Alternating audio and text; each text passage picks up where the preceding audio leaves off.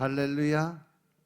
오늘 하나님 말씀 사도행전 17장 1절부터 10절까지만 보겠습니다. 1절부터 10절의 말씀입니다. 같이 합독합니다. 저희가 아비볼리와 아볼로니아로 다녀가 데살로니가에 이르니 거기에 유대인의 회당이 있는지라. 바울이 자기의 규례대로 저희에게로 들어가서 새 안식일에 성경을 가지고 강론하며 그 뜻을 풀어 그리스도가 해를 받고 죽은 자 가운데서 다시 살아야 할 것을 증명하고 이르되 내가 너희에게 전하는 이 예수가 곧 그리스도라 하니 그 중에 어떤 사람 그 경건한 헬라인의 큰 무리와 적지 않은 기부인도 고난을 받고 바울과 실라를 쫓으나 그러나 유대인들은 시기하여 저자의 어떠한 괴악한 사람들을 데리고 때를 지어 성을 소동케 하여 야손의 집에 달려들어 저희들 백성에게 끌어내려 찾았으나 발견치 못하며 야손과 및 형제를 끌고 읍장들에 가서 소리질러 가로되 천하를 어지럽게 하던 이 사람들이 여기도 이름에 야손이 들었도다. 이 사람들이 다 가이사의 명을 거역하여 말하되 다른 임금 곧 예수라 하는 이가 있다 하더이다 하니 무리와 읍장들이 이 말을 듣고 소동하여 야손과 그 나머지 사람들에게 벌을 받고 놓으니라. 밤에 형제들이 곧 바울과 실라를 베레아로 보내니 저희가 이르러 유대인의 회당에 들어가니라. 아멘. 할렐루야. 이제 사도행전 16장에서 사도 바울이 아시아에서 하나님의 환상을 보고 이제 유럽으로 오게 되죠. 그리고 사도 바울은 바로 마게도냐의 첫 성인 빌립보에 들어가서 전도를 했죠. 거기서 이제 하나님은 루디아를 통해서 가정교회를 이루게 만들고 빌립보의 감옥에서 찬양을 통해서 하나님의 임재를 체험하게 만들어줬어요. 그래서 거기서도 간수의 전도를 하게 되죠. 그리고 이 특징적인 것을 가만히 보면 이 16장에 이 사도 바울이 모든 일을 행하기 전에 늘 이 전도의 사역을 시작하기 전에 늘 한 것이 바로 기도의 시간을 먼저 가졌다는 거죠. 하나님의 뜻을 물어보고 하나님과 통하는 그러한 일을 시작을 해요. 그래서 이제 아시아 쪽으로 사도 바울이 계획은 아시아 쪽으로 계속 나가길 원했는데 하나님께서 그걸 방향을 틀어서 이제 유럽 쪽으로 유럽의 복음화를 위해서 이제 시작한 것이 바로 이 사도 바울의 전도 여행 속에서 시작이 된 거예요. 그런데 사도행전 17장에 와서 드디어 이제 데살로니가, 베레아, 아덴 이 세 지역을 전도하는 모습이 보여요. 하나님이 이곳에서 서로 특색이 있는 사람들의 그 모습 속에서 공통적으로 하나님의 말씀을 통한 새로운 역사를 이루어 가시는 장면이 나와요. 그래서 1절, 2절의 말씀을 보면 우리가 그들이라는 표현으로 바뀐 것을 볼 때 누가는 이제 빌립보에 남은 것을 알 수가 있어요. 그들이 암비볼리와 아볼로니아로 다녀가 데살로니가에 이르니 거기에 유대인 회당이 있는지라. 이 사도 바울과 실라와 디모데는 암비볼리와 아볼로니아로 다녀가서 데살로니가까지 이제 가는 그러한 시간이었어요. 데살로니가가 어디냐면 마게도냐의 수도예요. 그래서 정치, 무역, 교통의 중심 지역이 바로 이 데살로니가예요. 지금도 그 터키에 가면 데살로니가 지방에 데살로니가 교회의 교회의 원형은 남아있지 않고 터만 남아있는데 터가 엄청 커요. 그래서 데살로니가에는 빌립보와는 달리 유대인의 회당이 있었던 것이 좀 특징적인 거예요. 그래서 사도 바울이 늘 하는 방식대로 유대인의 회당에 들어가서 새 안식일이면 며칠이요? 3주지, 3주. 안식일이 3번이니까 새 안식일. 그러니까 3주. 3주 동안 성경을 가지고 강론을 했어요. 즉 거기서도 계속 하나님 말씀 복음을 선포하는 사역을 했다는 거죠. 성경을 통해서 예수 그리스도라고 증거를 했죠. 사도 바울은 예수 그리스도의 복음을 전하는 자였어요. 하나님은 이 3주 동안에 그곳에서 아주 엄청난 역사를 이루셨죠. 3주 만에 데살로니가에 교회를 세우게 되는 역사가 일어났어요. 그래서 3절을 보니까 뜻을 풀어 그리스도가 해를 받고 죽은 자 가운데, 즉 데살로니가서를 참고로 하면 사도 바울은 일을 하면서 복음을 전하는 그 사도 바울이 가졌던 그 직업이 바로 이동식 집 짓는 것, 즉 천막 사업을 했던 거죠. 그거 일을 하면 노가다 하면서 돈을 벌어가면서 전도 여행을 다녔던 사람이에요. 그래서 사도 바울은 성경을 기초로 해서 그리스도가 우리 죄를 인해서 해를 받고 죽었음을 전했죠. 사도 바울은 성경적 메시아를 가르쳤던 거죠. 구약 성경에 기록되어 있는 그 모든 메시아에 관한 말씀을 선포하는 그러한 자리에 섰어요. 유대인들은 유대인들이 가지고 있는 메시아에 관한 생각, 메시아에 대한 생각은 뭐냐면 고난이 없이 그냥 영광스러운 자리에 세상의 왕권을 가지고 와서 지금 이 로마의 어떤 폭정들을 다 무너뜨리고 그리고 나서 이스라엘 백성들을 구해서 그분이 바로 이 왕의 정치를 하는 그러한 걸로 생각을 했던 거죠. 그래서 그들은 정치적인 메시아, 즉 경제적인 메시아관을 가지고 있었죠. 이 땅의 왕으로 오는 그 메시아는 우리를 편안하게 잘 먹고 잘 살게 만들어주는 그러한 왕권을 가지고 올 거야 라고 생각을 했는데, 그분이 이미 오셨다고 그러고 십자가 못 박혀 돌아가시고 3일 만에 부활했다니까 자기들의 어떤 기존 생각, 관념, 자기들이 알고 있는 지식 이거와 전혀 상반되는 이야기라니까 그것 때문에 화가 나는 거죠. 그래서 사도 바울은 성경 말씀에 기초해서 그들의 잘못된 이 생각들을 바르게 고쳐주는 작업을 했어요. 성경에서 가르치는 이 메시아의 그 설명은 이 땅에 오실 때 고난을 통해서 영광을 얻는 그러한 메시아가 진짜 하나님이 보내신 그리스도다라고 설명을 했으니까. 따라서 그는 그리스도가 왜 고난을 받고 십자가에 못 박혀 죽어야만 하고 또 죽은 자 가운데서 다시 3일 만에 부활하고 살아내야 될 것에 대해서 성경적 즉 구약의 말씀을 가지고 논리적으로 증명을 하니까 유대인들도 거기에 대해서는 반박을 못하는 거죠. 왜? 그 말씀 그대로 지금 이루어지는 게 자기들 눈앞에 보여지고 있었으니까. 그래서 예수님은 십자가와 부활로 우리 인생들이 가장 근본적인 죄와 죽음의 문제를 해결해 주시고 그 예수 그리스도를 믿는 그 믿음을 가짐으로 인해서 우리가 영생의 삶을 가질 수 있는 그러한 특권을 해결을 해주셨다는 거예요. 그리고 사도 바울은 성경을 통해서 십자가의 복음, 즉 죄사함의 복음, 부활의 복음, 은혜의 복음, 그리스도의 복음, 하나님 나라의 복음을 전했다는 거죠. 그리고 예수님의 바로 성경에 약속된 그리스도임을 증거를 했습니다. 그래서 예수님은 우리의 주인이고 살아계신 하나님의 아들이심을 증거하는 거죠.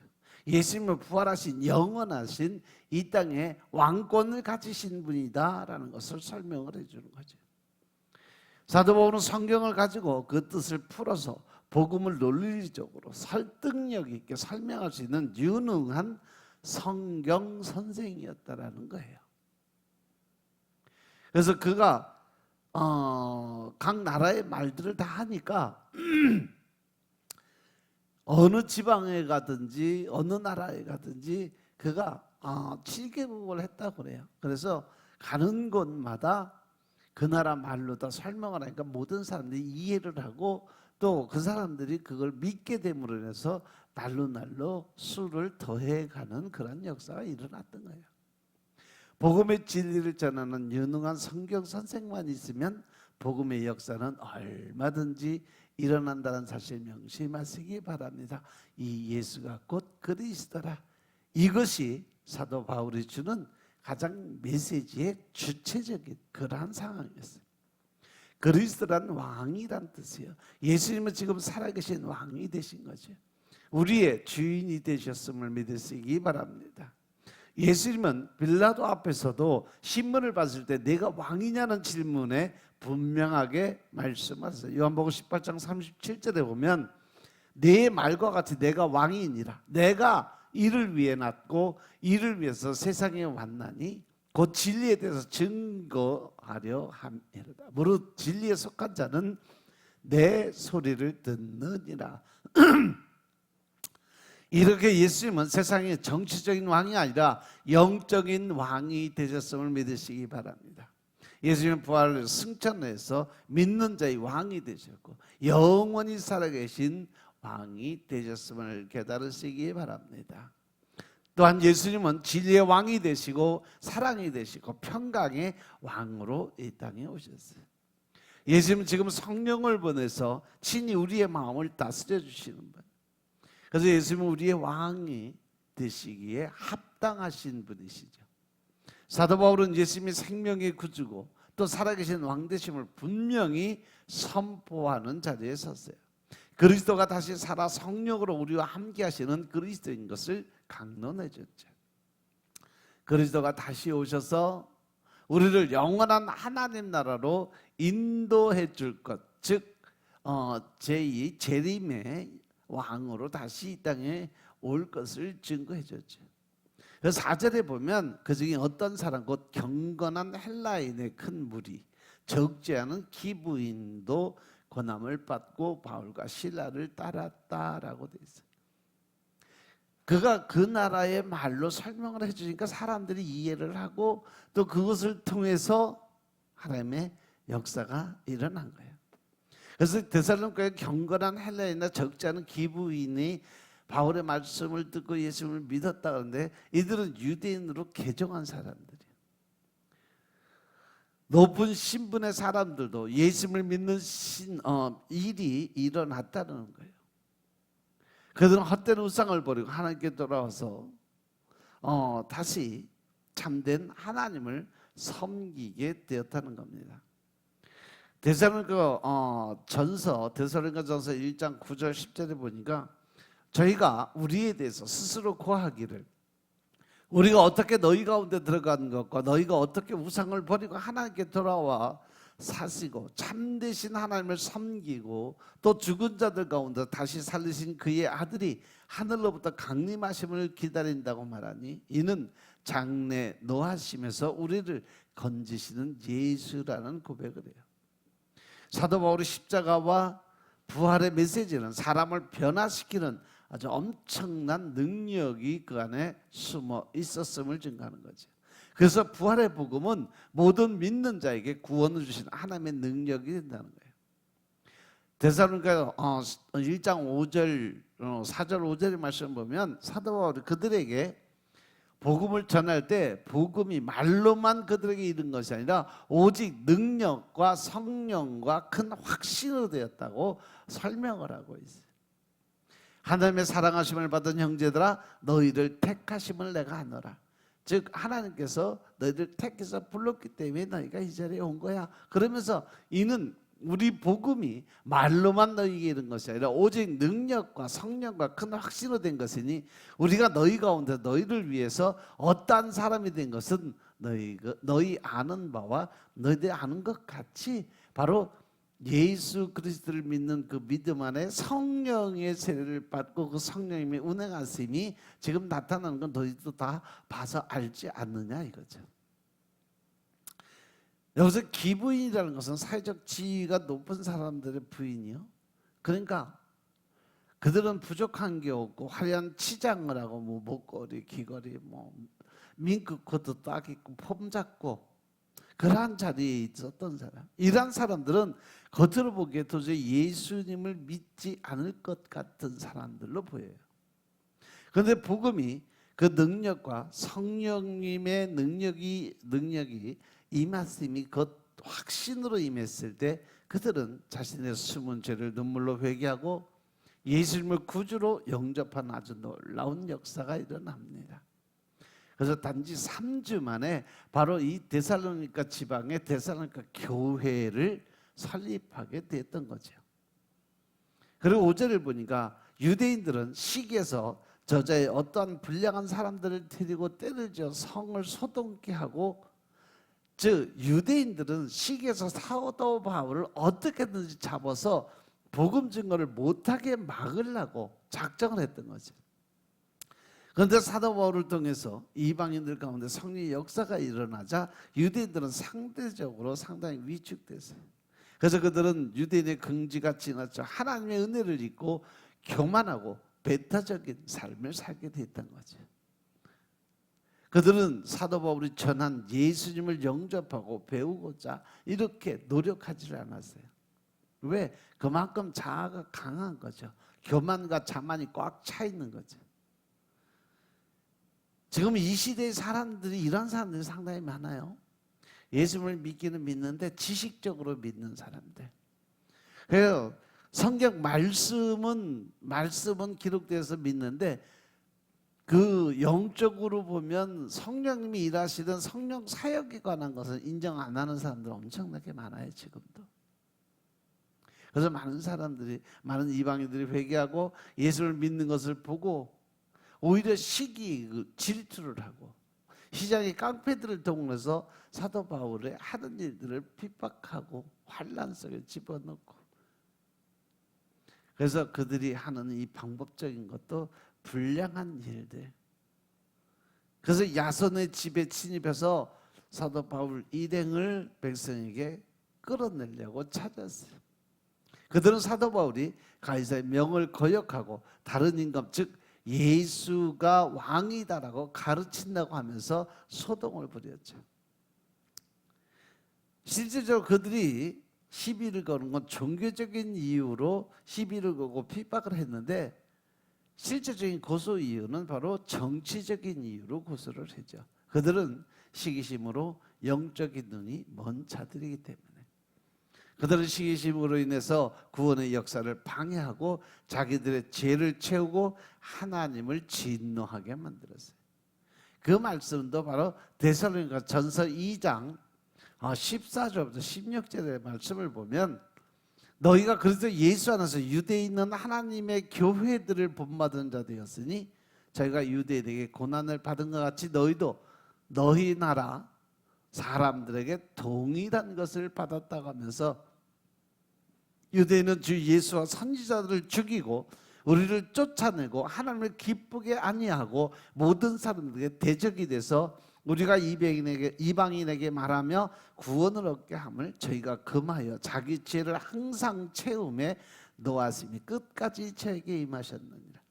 즉 다시 말해서 무슨 말이냐면, 복음 전도하고 전도 사역하는데 그것을 방해하는 것 자체가 하나님이 싫어하는 일이고, 그것을 인해서 죄만 자꾸 쌓아 올리는 일인 것을 깨달으라는 거죠. 이걸 볼 때 시기심이라는 것은 바로 하나님을 진노하게 하는 큰 죄다라는 것을 설명하는 거죠. 그러면서 6절 7절의 말씀을 보면, 그들은 사도 바울을 잡지 못하고 사도 바울을 머물게 한 야손과 형제들을 잡아서 업장에 끌고 가요. 야손이 천하를 어지럽게 하는 바울 일행을 집에 머물게 했다고 고소를 했죠. 예수님을 전하는 사람은 천하의 새로운 질서를 세우는 자들. 그들은 야손을 범민 은닉죄로 고소를 하게 돼요. 그들은 사도 바울이 가이사의 명령을 거역하고 다른 임금 예수를 전하는 반역자라고 고소를 했어요. 예수님은 세상의 왕과 다른 왕입니다. 사도 바울은 예수님을 살아계신 하나님의 아들로 증거를 했고 진리의 왕, 평화의 왕으로 증거를 했어요. 그러나 유대인들은 고소할 때 종교적인 문제, 이 자체를 정치적인 문제로 바꿔서 고소를 하고 예수님을 죽인 무리와 똑같은 행동을 했다는 거죠. 예수님을 죽인 자들도 시기해서 정치적인 문제로 예수님을 죽였어요. 국가 권력을 이용하고 그래서 핍박하고 결국은 죽음의 자리로 몰아갔죠. 바로 그들이 마귀 사단의 자녀들이라는 거죠. 사단의 속성이 시기하고 질투하고 거짓된 거고 또 죽이자고 하는 그러한 속성을 가지고 있어요. 진리의 복음을 전하면 어디에나 핍박이 있다는 사실 명심하시기 바랍니다. 아멘. 8절 이후는 다음 시간에 할게요. 기도드리겠습니다. 아버지 하나님 감사드립니다. 오늘도 이 새벽의 첫 시간 하나님께 올려드립니다.